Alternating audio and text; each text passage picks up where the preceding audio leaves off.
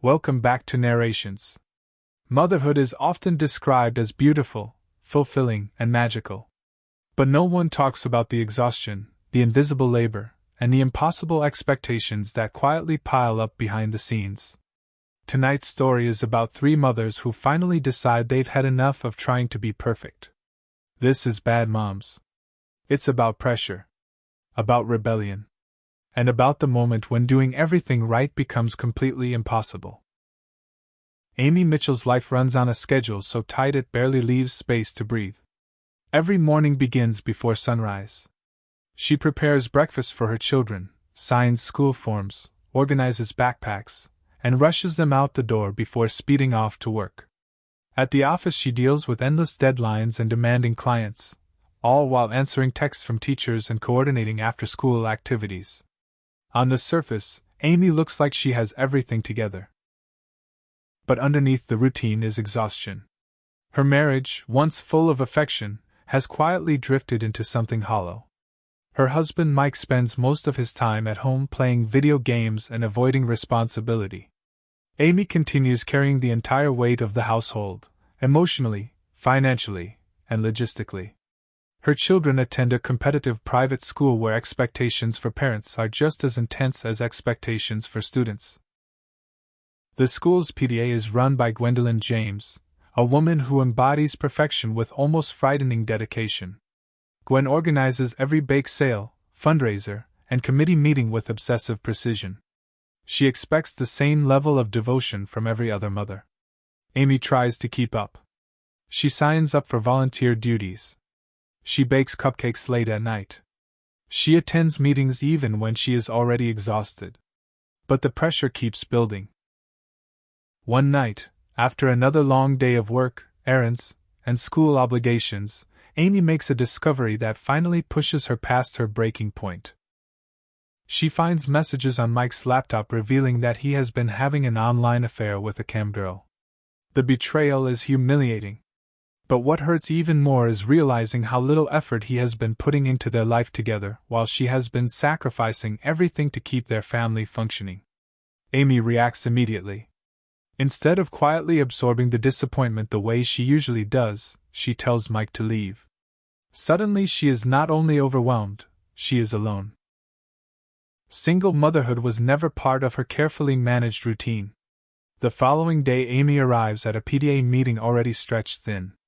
Gwen and her equally intense friends continue discussing elaborate school fundraisers and volunteer requirements, as if everyone has unlimited time and energy. Amy listens for a while. Then something inside her snaps. She stands up and explains bluntly that the expectations are ridiculous. Parents are exhausted. Mothers are drowning in responsibilities. And no one actually needs homemade gluten-free cupcakes shaped like historical monuments. Her speech shocks the room. For the first time, someone has challenged Gwen's authority. Amy storms out of the meeting, certain she has just destroyed what little control she had left over her life. But outside the meeting she meets two other mothers who have also reached their limit. Carla is the opposite of Amy. Loud, impulsive, and completely uninterested in pretending to be a perfect parent, Carla openly admits that she barely keeps track of her children's schedules. She drinks, swears, and treats motherhood with chaotic honesty. Then there is Kiki. Quiet, nervous, and completely overwhelmed, Kiki spends every moment caring for her 4 children, while her husband controls most of the household decisions. She has not had a moment to herself in years. Despite their differences, the 3 women recognize something in each other. They are all tired of pretending. That evening they decide to do something radical. Instead of going home to more responsibilities, they go out. They drink. They laugh. They stay out far later than responsible mothers are supposed to. For the first time in years, Amy feels something she had forgotten. Freedom. But their rebellion does not go unnoticed. Gwen quickly realizes Amy's speech at the PTA meeting has started influencing other parents. If mothers begin questioning the system, Gwen's carefully structured control could collapse. So she decides to fight back. Meanwhile, Amy, Carla, and Kiki continue their newfound friendship. Their nights out become a form of therapy, a way to release the frustration that has been building for years. The more time they spend together, the more Amy begins questioning the entire idea of perfect motherhood. Maybe being a good mother doesn't mean sacrificing every piece of your identity. Maybe it means something simpler, something human. And as the tension between Amy and Gwen continues to escalate, it becomes clear that this conflict is no longer just about PTA meetings. It is about the definition of motherhood itself. Amy's small rebellion spreads faster than she expects. At first it begins quietly. A few mothers start skipping bake sales. Some stop volunteering for every committee Gwen organizes. Others begin admitting something that had been carefully hidden behind polite smiles for years. They are exhausted too. Amy, Carla, and Kiki become unlikely symbols of this quiet rebellion. Their friendship grows stronger as they begin spending more time together outside the rigid world of school expectations. Their nights out become louder and more chaotic. They dance in grocery store aisles, drink too much wine, and laugh about the absurd standards they've been trying to live up to. For Amy, these moments feel strangely liberating. For years she had been running from responsibility to responsibility, never stopping long enough to ask whether any of it actually made her happy. Now she begins noticing how much of her life had been shaped by the fear of being judged as a bad mother. Carla, of course, has never had that fear. She speaks bluntly about the pressure placed on mothers, pointing out that fathers are rarely expected to attend PTA meetings or bake elaborate treats for school events. In her chaotic but honest way, Carla becomes the group's loudest advocate for rejecting perfection. Kiki's transformation is quieter but just as meaningful. For the first time in years she begins doing things for herself, leaving the house without her children, laughing without immediately worrying about what needs to be cleaned next, and slowly realizing how much of her life had been controlled by expectations. Meanwhile, Amy's personal life begins shifting in unexpected ways. While picking up coffee one morning, she meets Jesse, a kind and charming widowed father whose daughter attends the same school. Jesse seems refreshingly relaxed compared to the competitive parents surrounding them. He talks openly about the difficulties of raising a child alone and doesn't pretend to have everything figured out. Their conversations feel natural. For Amy, who has spent years feeling unappreciated in her marriage, Jesse's attention feels both comforting and slightly terrifying. She isn't used to being seen as a person outside of her role as a mother. As their connection grows, Amy begins allowing herself moments of happiness she once believed were selfish. But Gwen is watching. The PTA president sees Amy's growing influence as a direct threat. Gwen's life revolves around maintaining order and perfection, and Amy's rebellion is encouraging other mothers to question that system.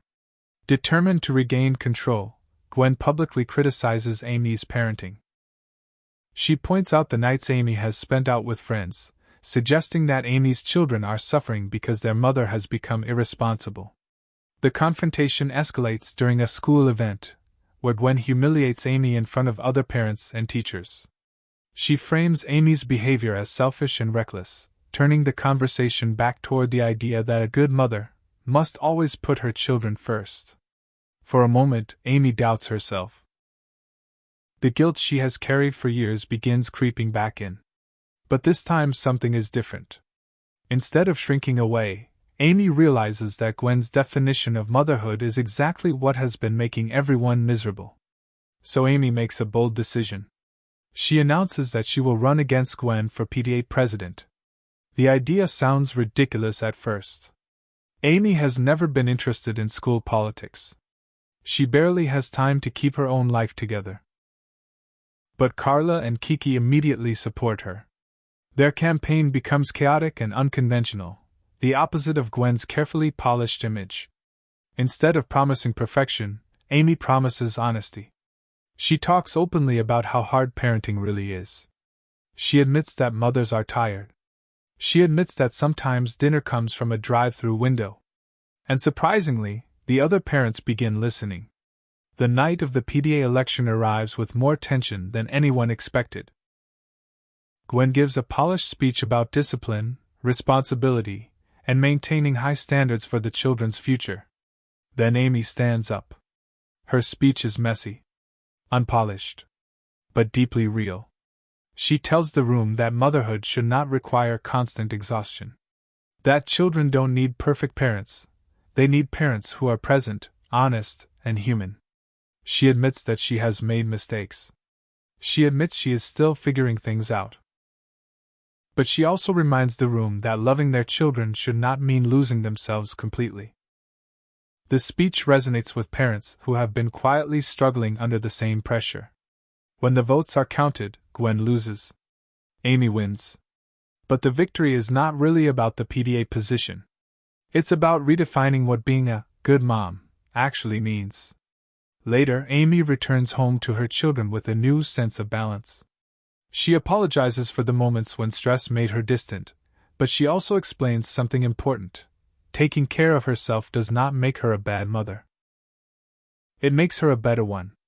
Carla continues living life loudly and unapologetically. Kiki begins reclaiming pieces of independence she thought she had lost forever. And Amy finally starts building a life that includes joy alongside responsibility. Bad Moms isn't really about rebellion. It's about the impossible standards placed on parents, especially mothers, and the freedom that comes from admitting no one can do everything perfectly. Sometimes being a good mom doesn't mean doing more. Sometimes it means letting go of perfection. If you enjoyed listening to this narration, please like, share, and subscribe for more movie stories. I'll see you in the next one.